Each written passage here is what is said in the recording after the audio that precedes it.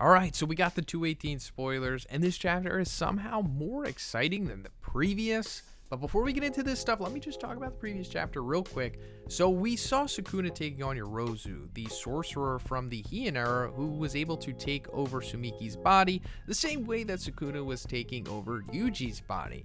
And they got into this big fight, and we found out that Yorozu has the construction technique, the same curse technique that Mai Zenin has, except Yorozu can use it like the ultimate master, like she's the peak of that ability. And at the end of that chapter, we saw her form this flesh armor that says it's specialized in appropriating numerous biofunctions, and she looks like this big insect thing. But first, let's talk about the sponsor of this video, Loot Boy. Loot Boy is a free app that's available on Android, iOS, App Gallery, or PC, where users collect coins to open free packs. You can earn coins by reading the new comic every week, and you can also collect diamonds via quests to open premium packs for free, or you can get 2 packs for under $2. Now, given that we love battle anime on this channel, I of course had to open up the Shonen Supreme packs, and I got 10 of these bad boys. It's just so satisfying opening up these things back to back. Some of the prizes that you can get in here are 1 of 15 anime Funko Pop figures, Amazon gift cards from $5 to $100, as well as Crunchyroll premium fan subscriptions from 1 to 12 months. I actually just got a 3-month Crunchyroll premium fan subscription from my Shonen Supreme pack. This is amazing. That's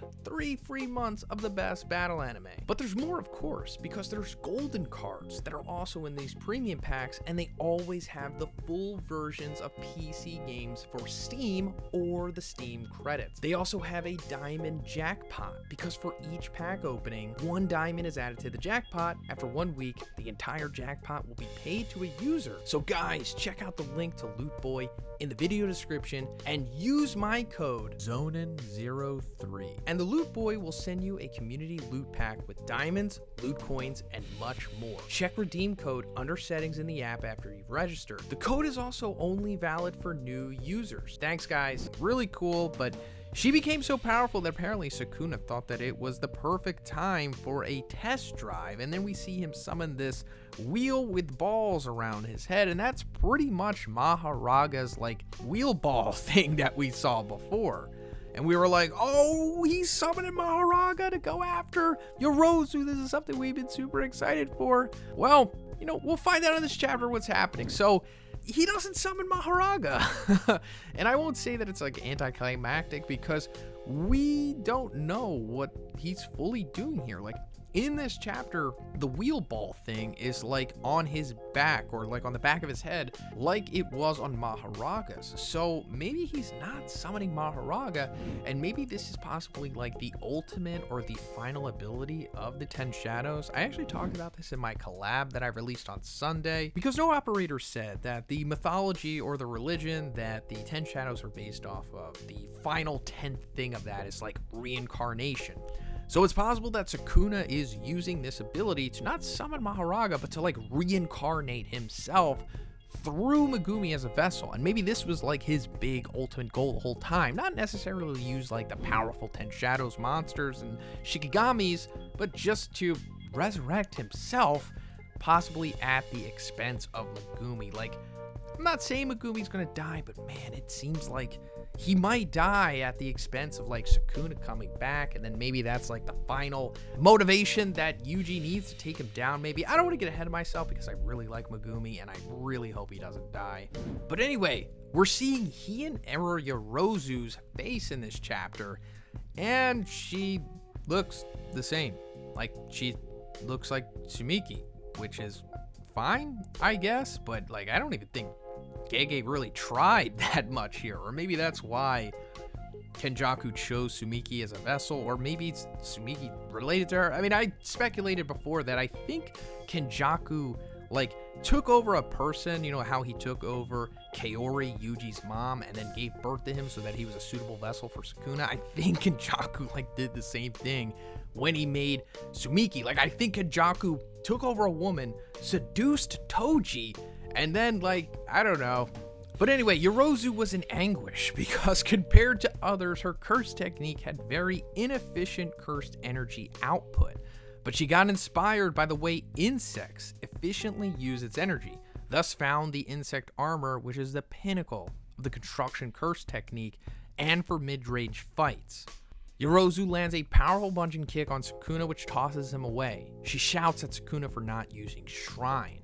So yeah, this is what I was talking about. We saw her summon this armor around her that was like very insect-like, and we knew that she was going to be a beast. I mean, if Sukuna was like, yeah, let me summon the ball ring, then you know things were getting serious. And yeah, she's really taking it to Sukuna in this chapter. Like, she is the one who is pressing him, like, in this fight, like, walking him down, you know, throwing all the strikes. Really impressive stuff here, and it just goes back to what I've been saying in, like, these last 2 chapters, that Yorozu is easily one of the strongest characters we've ever seen. She might be number 3 pound for pound right now if you just put like Tengen off to the side, because Tengen is kind of like in a weird area. We don't know how powerful they are offensively, but man, I'm pretty sure Yorozu is way stronger than like the big 4 disaster curses, as well as like any other character we've pretty much seen besides Gojo and Sukuna. And yeah, I mean, I don't know if Okotsu could beat her, but man, it's going to be way harder for him than he was in Sendai. And the thing is that this is kind of just like a taste of the Heian era, I suppose, or I don't know, not a taste, but a good example of it. Like, I don't think Yorozu is like the peak of Heian era power. Like,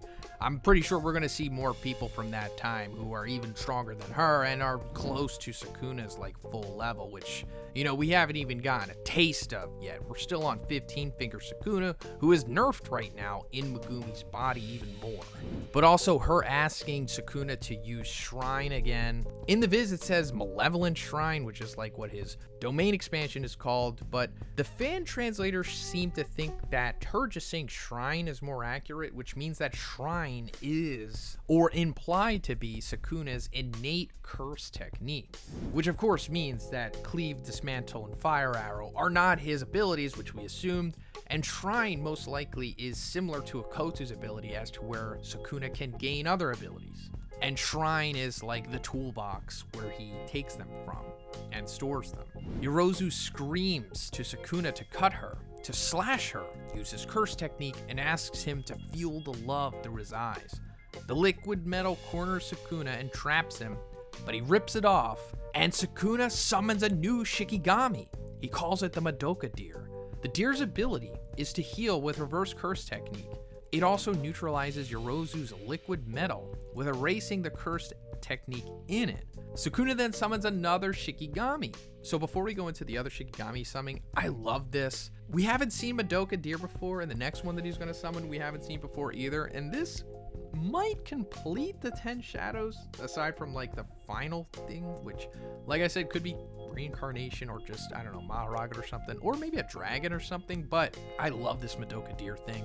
It's like a great utility Shikigami, which I think this series needs more of, because that's how like a real complex nuanced jujitsu fight would go down. I mean, Sukuna is the peak of that. Like, he is the Michael Jordan of jujitsu. And, you know, a lot of people are going to be saying like, oh, he's using the 10 shadows way better than Megumi. It's like, yeah, of course he is. Like I said, Sukuna is the Michael Jordan of jujitsu. He's the greatest to ever live, the strongest, the best. So, of course, if he uses the 10 shadows, he's going to bring it out to its utmost ability, especially if he is in the body of someone who is very familiar with it, because he will be able to just scan their brain and already know what's up with it if he didn't already know beforehand. Now, I don't know if the Madoka Deer's like reverse curse technique is healing Sukuna or it just simply heals itself, but I'm going to assume that it like heals him, you know, adds more into the utility aspect of it, and it's somehow just shutting down Yorozu's construction liquid metal by erasing the cursed energy in it. Like, this is like awesome. Like, if this was a Pokemon, it would be one of the best Pokemon. And I'm talking about the video game. If anybody out there plays it, that's what this kind of reminds me of. Sukuna summons a new Bull Shikigami called Kangyu, which bulldozes away from Yorozu. Sukuna made the Shikigami shapes unstable to prevent it from getting destroyed. Though they lacked power, Sukuna covered it with his tremendous amount of cursed energy output. So yeah, we see this other Bull Shikigami, and it just seems to be an offensive, like, tanky type of thing. Like, it rams Yorozu, and then, yeah, that's pretty much all it does. It's still pretty cool, but it's nothing crazy, like, new or anything. Yorozu fights back, saying, "Don't take me easy," and punches back the bull. The bull hits Yorozu once again, then she realizes that though it's moving only in straight lines, but its power increases the more the distance it covers.